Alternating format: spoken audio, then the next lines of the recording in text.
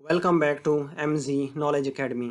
Last video में हमने assistant SN gate 2019 का जो पास्ट पेपर है उसके कुछ MCQs को सॉल्व किया था। आज हम 51st MCQ से लेकर 100 MCQs तक करेंगे। So starting from 51st MCQs, the currency of Nigeria is, जो नाइजीरिया की करेंसी है वो नायरा है। हमने लास्ट वीडियो में भी नाइजीरिया के बारे में डिस्कस किया था कि जो बोको हराम टेररिस्ट ऑर्गेनाइजेशन है वो नाइजीरिया से बिलोंग करती है। अब नाइजीरिया के बारे में जो और क्वेश्चंस पूछे जाते हैं वो यहाँ मैंने नोट किए हैं कि जो नाइजीरिया का कैपिटल है वो अबूजा है, और ये नाइजीरिया जो है ये अफ्रीका का मोस्ट पॉपुलेटेड कंट्री है। अगर एरिया के लिहाज से पूछा जाए तो अल्जीरिया जो है ये नाइजीरिया का सबसे बड़ा कंट्री है, और अगर पॉपुलेशन के लिहाज से पूछा जाए तो नाइजीरिया है। और नाइजीरिया ने यूके से इंडिपेंडेंस हासिल की 1960 के अंदर। अब पीपीएससी के अंदर एक क्वेश्चन पूछा जाता है, the decade of decolonisation is. तो 1960 से लेकर 1970 का जो इरा है इसको हम डेकेड ऑफ डीकोलोनाइजेशन कहते हैं, क्योंकि इसके अंदर यूके से बहुत सारे जो इसकी जो कॉलोनीज थी वो सेपरेट हुई थी, उन्होंने इंडिपेंडेंस हासिल की थी। डेट्स वाई जो 1960 से लेकर 1970 का डेकेड है इसको हम डेकेड ऑफ डीकोलोनाइजेशन कहते हैं।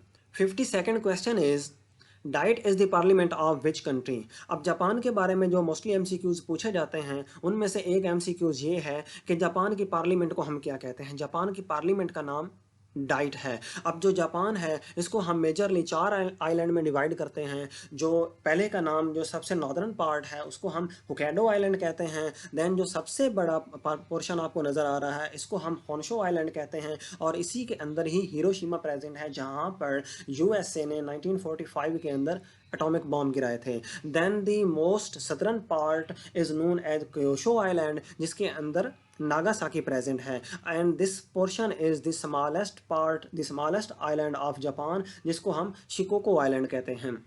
अब जो जापान है इसका कैपिटल टोक्यो है, और इसकी करेंसी जो है वो येन है। जो जापान है वो अपनी ऑटोमोबाइल एक्सपोर्ट की वजह से मशहूर है। जैसे कि हम जानते हैं कि जो टोयोटा कार्स कंपनी है ये बिलोंग्स टू जापान। जापान को एक और नाम से याद किया जाता है, एक और नाम से इसका क्वेश्चन पूछा जाता है पीपीएससी में, वो ये है कि जापान को हम द लैंड ऑफ सनराइजिंग भी कहते हैं, चढ़ते सूरज की ज़मीन कहते हैं इसे। Our next question is, FPSC Act was passed under which Act of India? जो FPSC का एक्ट है ये गवर्नमेंट ऑफ इंडिया एक्ट 1935 के अंडर पास किया गया था। अब FPSC के बारे में और क्वेश्चंस पूछे जाते हैं, जिनमें से एक क्वेश्चन ये है कि इसका ओल्ड नेम क्या था। इसका ओल्ड नेम PSC था, पब्लिक सर्विस कमीशन था, जो ब्रिटिश ने इस्टेब्लिश किया था 1926 के अंदर। देन इसको चेंज किया गया लेटर ऑन FPSC में 1964 के अंदर।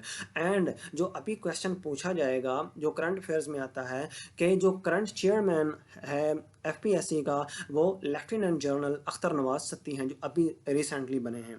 Question is, Zamzam means. Zamzam का मतलब होता है to stop. We know about the story of हज़रत इस्माइल अलैहिस्सलाम एंड हज़रत हाजरा। तो जब हज़रत इस्माइल अलैहिस्सलाम अपनी एड़ियों के ज़रिए पानी निकाल रहे थे ज़मीन से, तब हज़रत हाजरा जब पहुंची हैं वहाँ पर तो उन्होंने पानी को रोकने के लिए बोला था जमजम। इसका मतलब होता है stop. Next question is, to end in smoke means. किसी भी मिशन में कम्प्लीटली फेल हो जाना इसको हम कहते हैं टू एंड इन स्मोक। इसका मतलब होगा टू डिस्ट्रॉय और रुइन इटसेल्फ और to fail completely. Next question is, synonym of coagulate is. किसी भी चीज़ को जब हम लिक्विड से सॉलिड में चेंज करते हैं तो हम उसको कहते हैं कोगुलेट कर देना, तो इसको हम कहेंगे सॉल्डिफाई कर देना। कोगुलेट का सिनोनिम हुआ solidify. Next question is, antonym of infallible is. Infallible का मतलब होता है कोई बहुत परफेक्ट चीज़ हो जिसमें कोई खामी ना हो, तो इसका जो एंटोनिम बनेगा वो इम्परफेक्ट बनेगा। Next question is, antonym of credulous is. Credulous हम कहते हैं किसी भी ऐसे पर्सन को, किसी भी ऐसी सिचुएशन को जिसको इजीली हैंडल किया जा सके, जिसको इजीली मैनिपुलेट किया जा सके। तो इसका जो एंटोनिम बनेगा वो क्रिटिकल सिचुएशन होगा या सस्पिशियस सिचुएशन होगा। Next question is, a pipe dream means. Pipe dream का मतलब होता है कोई भी ऐसी विश, कोई भी ऐसी ख्वाहिश जिसका कोई मुंह सिर ही ना हो। तो इसको हम इंग्लिश में कहेंगे इम्प्रैक्टिकल विश या impossible goal. Next question is, which lens is use to focus sunlight on one spot. जैसे आप पिक्चर में भी देख सकते हैं कि जो कन्वेक्स लेंस है ये स्कैटर्ड लाइट को जो डिफरेंट जगहों से आ रही हो उसको एक ही जगह पे जम कर देती है, लेकिन जो कनकेव लेंस है ये जो लाइट है उसको इकट्ठा करके स्कैटर्ड कर देता है। सो जो कन्वेक्स लेंस है किसी भी लाइट को, सनलाइट को स्पेसिफिकली एक स्पॉट पे इकट्ठा करने के लिए इस्तेमाल किया जाता है। अब एक क्वेश्चन पीपीएससी में पूछा जाता है कि जो कन्वेक्स लेंस है इसको हम किस लिए यूज़ करते हैं। इसको हम हाइपरमेट्रोपिया के लिए यूज़ करते हैं, जिसको हम लॉन्ग साइटनेस भी कहते हैं। Next question is Dublin is the capital of which country. जो डब्लिन है ये आयरलैंड का कैपिटल है, और ये जो आपको ग्रे कलर में नज़र आ रहा है ये आयरलैंड है। बेसिकली जो पहले आयरलैंड था इसको अब दो पोर्शन में डिवाइड किया जाता है, एक नॉर्दर्न आयरलैंड है और एक सदर्न आयरलैंड है। जो सदर्न आयरलैंड है इसी को ही हम आयरलैंड कंसीडर करते हैं, और जो नॉर्दर्न आयरलैंड है जो वाइट कलर में है ये, और बाकी स्कॉटलैंड, इंग्लैंड एंड वेल्स, इस सारे को हम यूनाइटेड किंगडम कंसीडर करते हैं। सो जो यूनाइटेड किंगडम है ये, इसकी जो करेंसी है इसकी करेंसी पाउंड्स है। Next question is the fastest type of computer memory is. तो जो कंप्यूटर की सबसे फास्ट मेमोरी है उसको हम कैश कहते हैं। Next question is nursing day is celebrated on. Nursing day जो है वो 12 मई पे सेलिब्रेट किया जाता है। Next question is anti nuclear day is celebrated on. जो एंटी न्यूक्लियर डे है वो 29 ऑफ अगस्त को सेलिब्रेट किया जाता है। Our next question is Roger has won how many single grand slams. जो रॉजर फेडरर हैं इन्होंने अभी तक 20 सिंगल ग्रैंड स्लैम जो हैं वो जीते हैं। जो ग्रैंड स्लैम्स हैं ये बेसिकली होते क्या हैं, जैसे क्रिकेट के अंदर वर्ल्ड कप होता है, देन एशिया कप होता है, देन T20 होता है, सिमिलरली टेनिस के अंदर ग्रैंड स्लैम्स प्ले किए जाते हैं। और जो वर्ल्ड के अंदर टोटल 4 ग्रैंड स्लैम्स प्ले किए जाते हैं, उनमें से जो सबसे पहला है ईयर के अंदर वो ऑस्ट्रेलिया के अंदर खेला जाता है, जनवरी के अंदर खेला जाता है। जो सेकंड है वो फ्रेंच ओपन है जो कि पेरिस के अंदर खेला जाता है और मई और जून के दरमियान खेला जाता है। जो थर्ड है वो विंबलडन है जिसको हम यूके ओपन भी कहते हैं, जो जून और जुलाई के दरमियान खेला जाता है। जो फोर्थ है वो यूएस ओपन है जो कि अगस्त और सितंबर के दरमियान खेला जाता है। बेसिकली जो टेनिस स्पोर्ट है ये पीपीएससी और एफपीएससी के लिहाज से काफ़ी ज़्यादा मशहूर है। पीपीएससी एफपीएससी इसमें से कोई ना कोई क्वेश्चन ज़रूर लेती है। सो जो अभी तक के जो नामवर प्लेयर हैं, जो मोस्ट फेमस प्लेयर हैं जिन्होंने सबसे ज़्यादा ग्रैंड स्लैम्स विन किए हैं, उनके मैंने नाम यहाँ पर लिखे हैं जो कि पूछे गए हैं पीपीएससी में। तो सबसे जो हाई रैंकिंग में जा रहे हैं वो नोवेक जोकोविक हैं जिन्होंने अभी तक 24 टाइम्स ग्रैंड स्लैम विन किए हैं।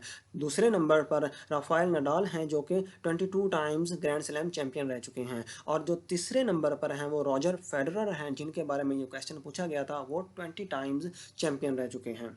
Our next question is when gymnastics were added to Olympics। Olympics एक ऐसा टॉपिक है जिसके बारे में पीपीएससी एंड एफपीएससी ज़रूर कोई ना कोई क्वेश्चन देती है। सो जो जिम्नास्टिक्स हैं ये इसके पहले एडिशन में, इसका पहला एडिशन जो है वो 1896 के अंदर हुआ था, उसमें ऐड किए गई थी।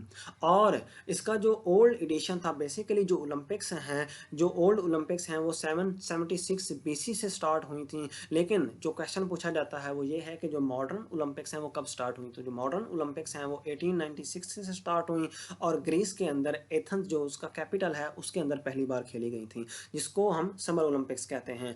जो विंटर ओलंपिक्स हैं ये फ्रांस के अंदर स्टार्ट हुई 1924 के अंदर। अब जो 2024 में ओलंपिक्स हुई हैं उनके बारे में ऑब्वियसली अब क्वेश्चन ज़रूर आएगा। तो ये 33rd एडिशन था जो पेरिस के अंदर खेला गया, 26 जुलाई से लेकर 11 अगस्त तक खेला गया। और इसको टॉप किसने किया है? यूएसए ने टॉप किया है, यूजुअली हर बार की तरह। और इसके अंदर उसने टोटल 126 मेडल्स जीते हैं, जिनमें से 40 जो हैं वो गोल्ड मेडल्स हैं।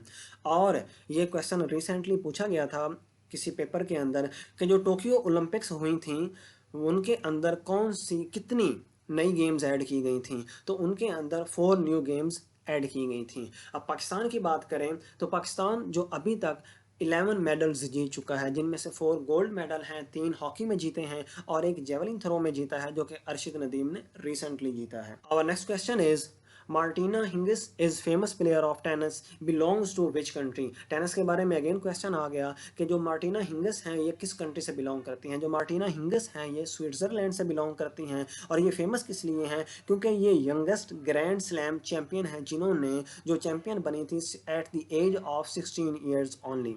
और next question is CDAC meeting was conducted in. जो CDAC है बेसिकली ये conference on dialogue of Asian civilization है, और ये इसकी जो कॉन्फ्रेंस है ये बीजिंग के अंदर, चाइना के कैपिटल के अंदर हेल्ड की जाती है, और जो 2019 वाली थी वो भी बीजिंग के अंदर हेल्ड की गई थी। इसका जो बेसिक पर्पज़ है वो क्या है, to promote culture, mutual understandings and cooperation in disasters condition. जैसे कि यूरोप के अंदर यूरोपियन यूनियन है, सिमिलरली इस तरह जो एशियन कंट्रीज़ हैं उन्होंने CDAC बनाया हुआ है, जिसके अंदर वो म्यूचुअल अंडरस्टैंडिंग को प्रमोट करते हैं, कल्चर को एक्सचेंज करते हैं, और किसी भी कंट्री के अंदर जो कोई डिजास्टर्स कंडीशन आती है तो उसको सॉल्व करते हैं, उसको हैंडल करते हैं। Next question is, non-permanent members of United Nation Security Council are elected for how long term. हमने लास्ट लेक्चर में भी बात की थी, लास्ट वीडियो में हमने बात की थी कि जो यूनाइटेड नेशन की सिक्योरिटी काउंसिल है उसके टोटल 15 मेंबर्स होते हैं, 5 जो हैं वो रेगुलर परमानेंट मेंबर्स हैं और जो 10 हैं वो नॉन परमानेंट मेंबर हैं। तो इनका जो ड्यूरेशन है नॉन परमानेंट मेंबर्स का वो 2 ईयर्स का होता है। पाकिस्तान 8th टाइम जो है वो इसका मेंबर बनने जा रहा है 2025 से लेकर 2027 तक। और next question is, IMF was established in which year। बहुत ही इंपॉर्टेंट क्वेश्चन है। 1944 के अंदर इसको इस्टेब्लिश किया गया था, बट क्वेश्चन ये पूछा जाता है कि पाकिस्तान ने इसको कब ज्वाइन किया था। तो पाकिस्तान ने इसको 11 जुलाई 1950 के अंदर ज्वाइन किया था। Our next question is, antonym of subsequent is. Subsequent का मतलब होता है फॉरवर्ड, पीछे आने वाला, बाद में आने वाला, तो इसका एंटोनिम बनेगा प्रायर, पहले आने वाला। Our next question is, who colonized Argentina in 16th century। जब 1492 के अंदर क्रिस्टोफर कोलंबस ने अमेरिका को डिस्कवर किया था तो यूके, स्पेन एंड फ्रांस के दरमियान रेस लग गई थी कि अमेरिका के कौन से पोर्शन को कौन सा कंट्री जो है वो ऑक्यूपाई करेगा। तो जो स्पेन है उसने अर्जेंटीना को ऑक्यूपाई किया था 1536 के अंदर, लेकिन इसने इसको आज़ादी कब दी, 1816 के अंदर। अब अर्जेंटीना के बारे में बात करें तो इसका जो कैपिटल है वो बुएनोस आयर्स है, और इसकी जो करेंसी है उसको हम पैसो कहते हैं। और next question is, G20 consist of. G20 के अंदर बेसिकली 19 कंट्रीज हैं और एक ऑर्गेनाइजेशन है जिसको हम यूरोपियन यूनियन कहते हैं। G20 जो है ये 1999 के अंदर इसको इस्टेब्लिश किया गया, और इसके जो करंट चेयरमैन हैं वो ब्राज़ील के प्रेसिडेंट हैं जिनका नाम लोइस इनेकिया लूला डी सिल्वा है। और अगर हम यूरोपियन यूनियन की बात करें तो इसको 1993 के अंदर इस्टेब्लिश किया गया था नेदरलैंड के अंदर, और इसके अंदर 27 कंट्रीज़ हैं। अब 2020 के अंदर एक कंट्री ने लेफ्ट किया था, यूके ने लेफ्ट कर दिया था। सो ये क्वेश्चन पूछा जाता है कि 2020 से पहले यूरोपीय यूनियन के अंदर कितनी कंट्रीज़ थी। तो 2020 से पहले यूरोपीय यूनियन के अंदर 28 कंट्रीज़ थी।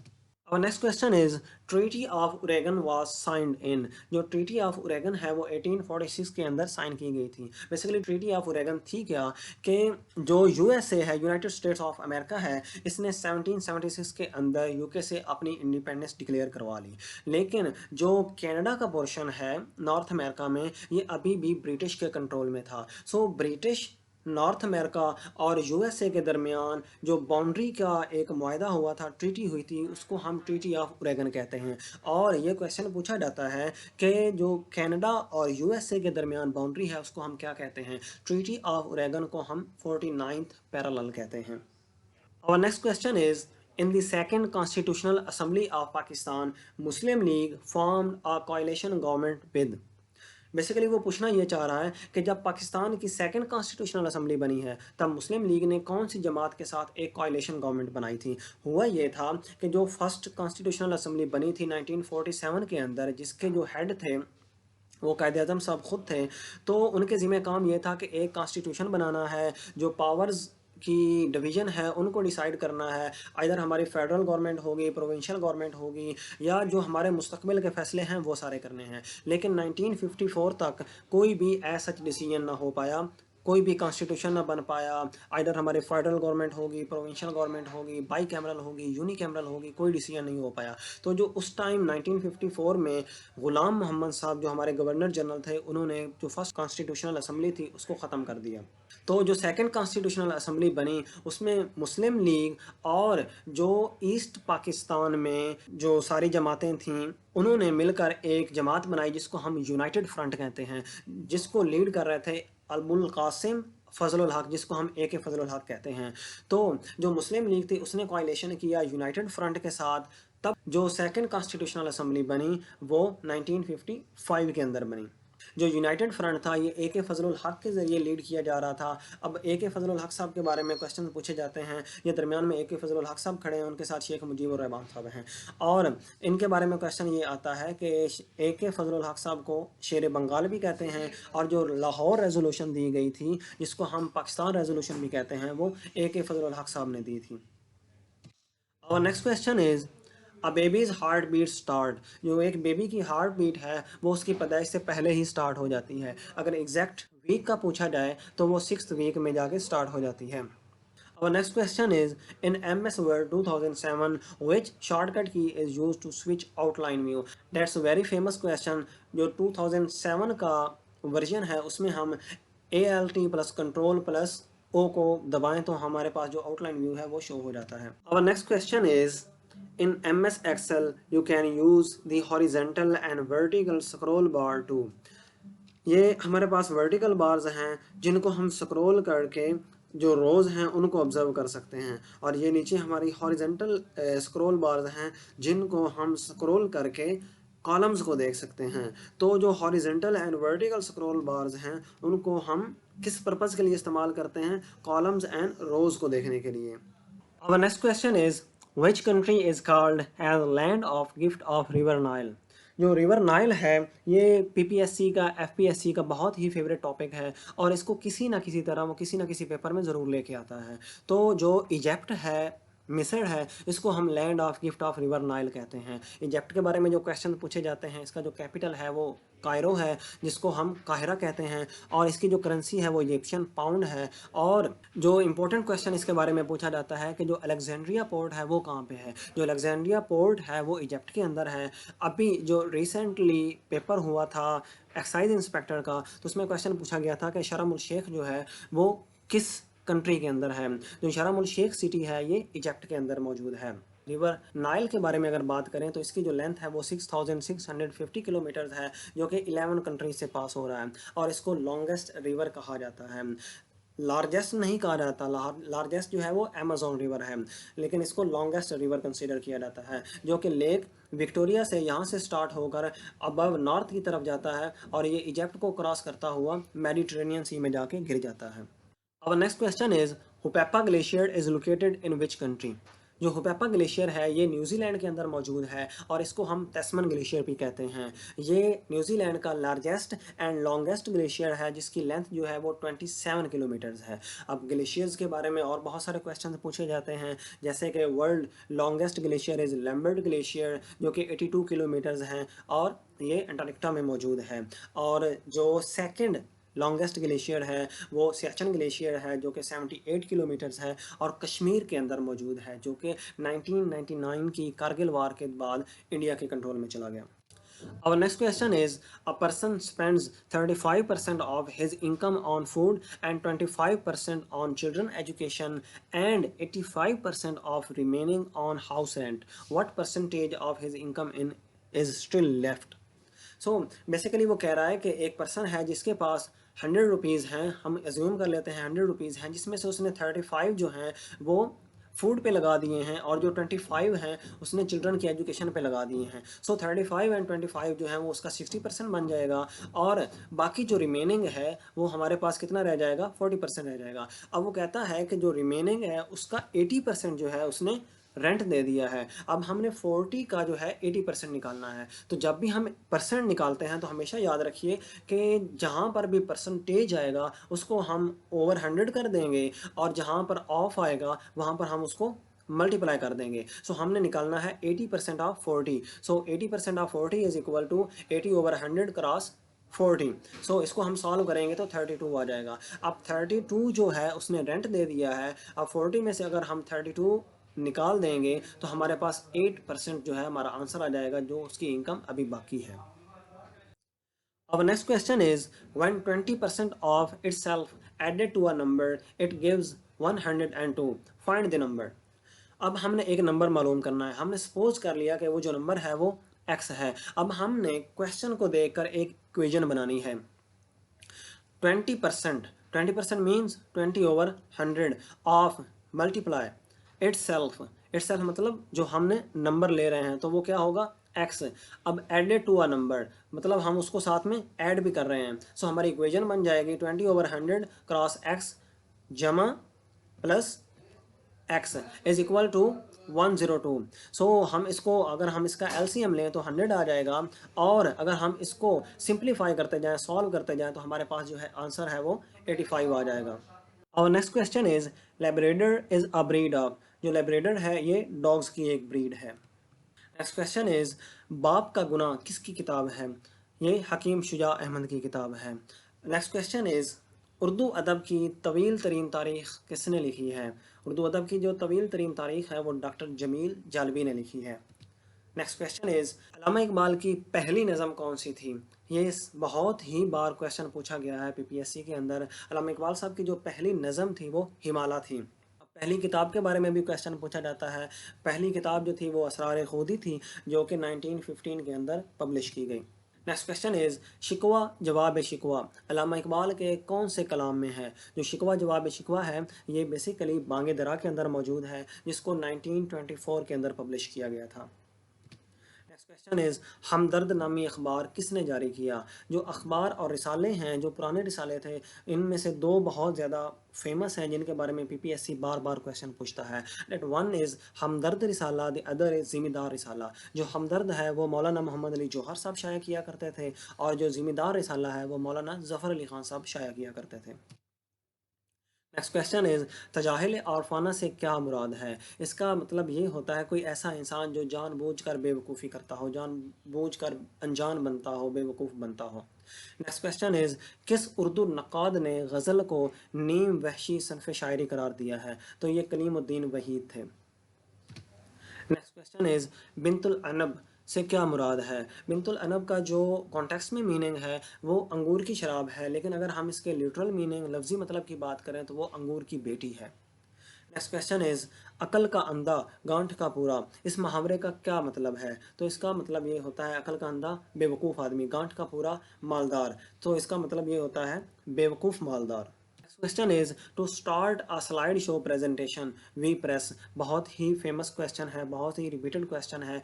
तो किसी भी प्रेजेंटेशन को हम स्टार्ट करने के लिए, स्लाइड शो स्टार्ट करने के लिए हम F5 को प्रेस करते हैं। Next question is what is meant by a guardian not, तो जो गार्डियन नॉट है इसका मतलब होता है डिफिकल्ट और complex problem.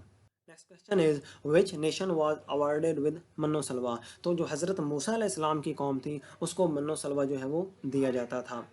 Next question is इंतिफादा means, इंतिफादा जो है ये बहुत बार ही पीपीएससी में पूछा गया है कि इंतिफादा का मतलब क्या होता है। इंतिफादा का जो मतलब है वो अपराइजिंग होता है। बेसिकली ये एक अरेबिक वर्ड है। जब 1975 और 1976 में जो पैलेस्टीनियन से और जो बाकी अरेबिक वर्ड थी वो इसराइल के अगेंस्ट उठे थे जंग करने के लिए, तो उस उठने को उन्होंने इंतिफादा का नाम दिया था, जिसको हम कहते हैं अपराइजिंग अगेंस्ट द रिबेलियंस।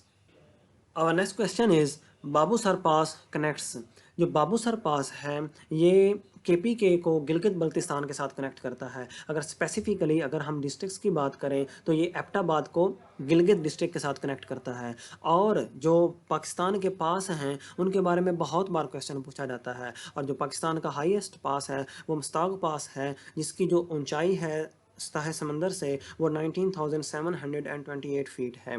और ये कहाँ पे मौजूद है, ये चाइना का प्रोविंस झारखंड और पाकिस्तान के प्रोविंस गिलगित बल्तिस्तान के दरमियान में मौजूद है। Our next question is who invented WWW? WWW stands for World Wide Web, और इसको टिम बर्नर्स ली ने इन्वेंट किया था, और इनके उस टाइम पे साथी थे रॉबर्ट कैलियो। और एक और क्वेश्चन पूछा जाता है the father of net is went Cuffe, जो कि एक अमेरिकन डेवलपर हैं। Our next question is which pact was signed on 8th April of 1950? तो ये लियाकत नेहरू पैक्ट था जो कि 1950 में साइन किया गया था। इसका जो बेसिक पर्पस था वो माइनॉरिटीज़ के जो राइट्स हैं उनको सिक्योर करना था, उनकी जो सिक्योरिटी है उनको इंश्योर करना था, और जो across the border and on the border जो मज़क्कर हो रहा था उसको कम करना था और उसको स्टॉप करना था। Our next and final question is Government of India Act 1919 provided which type of legislature at the center? तो जो गवर्नमेंट ऑफ इंडिया एक्ट 1919 में आया था उसने बाई कैमरल लेजिस्लेचर दिया था। बाई कैमरल मीन्स वहाँ सेंटर में 2 हाउस होंगे, जिसको आज के दौर में हम लोअर हाउस यानी कि कौमी असम्बली और अपर हाउस यानी कि सेनेट कहते हैं। अब 1919 के एक्ट के बारे में अदर क्वेश्चन पूछे जाते हैं कि इसको हम मॉन्टेग चेम्स फॉल रिफॉर्म्स भी कहते हैं, और यह फर्स्ट टाइम था जब डाईआर्की सिस्टम जो है वो इंडिया के अंदर इंट्रोड्यूस करवाया गया था। इसका मतलब ये था कि प्रोविंसेस के अंदर भी गवर्नमेंट होगी, अलहदा से गवर्नमेंट होगी, और एक फेडरल गवर्नमेंट भी होगी। कुछ फेडरल को इख्तियार दिए जाएंगे और कुछ जो इख्तियार हैं वो प्रोविंसेस को दे दिए जाएंगे। जैसे कि अभी अगर हम पाकिस्तान की बात करें तो पाकिस्तान के अंदर जो इंटीरियर मिनिस्ट्री है या जो डिफेंस मिनिस्ट्री है ये हमारी फेडरल के पास हैं, और कुछ जो राइट्स हैं वो हमारे जो प्रोविंसेस हैं उनको दिए गए हैं। I hope you like the video. We will provide you more such content, and if you like the video then stay connected with us.